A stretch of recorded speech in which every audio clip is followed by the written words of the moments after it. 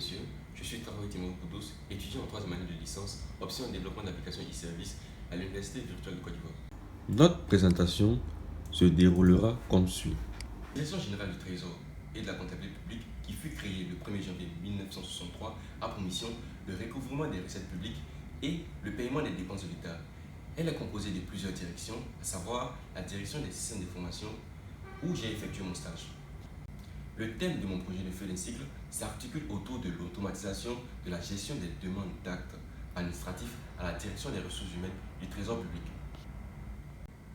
Le processus de demande d'actes administratifs qui existe se déroulait comme suit. L'agent rédige un courrier qu'il va déposer dans les locaux de la DRH pour une demande d'acte. Le secrétariat récupère son matricule puis le transmet au service fichier qui va imprimer sa fiche signalétique qu'il va le retourner au secrétariat. La secrétaire, quant à elle, édite l'acte puis le soumet à son sous-directeur pour apposer sa signature. Et enfin, dans un délai de 112 heures ou plus, l'agent pourra récupérer son acte.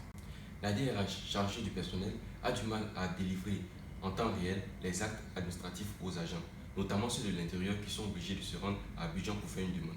Au regard de ces difficultés, on nous a soumis de faire l'automatisation des demandes qui va permettre à partir d'un simple clic sur un portail web de faire des demandes et le récupérer physiquement ou à partir de son espace. Pour la mise en place de mon projet, j'ai eu à faire une analyse basée sur les normes de la méthode MERIS. Pour la phase de réalisation, j'ai développé cet applicatif en Angular 7 qui est un framework JavaScript et déployé sur un serveur Tomcat.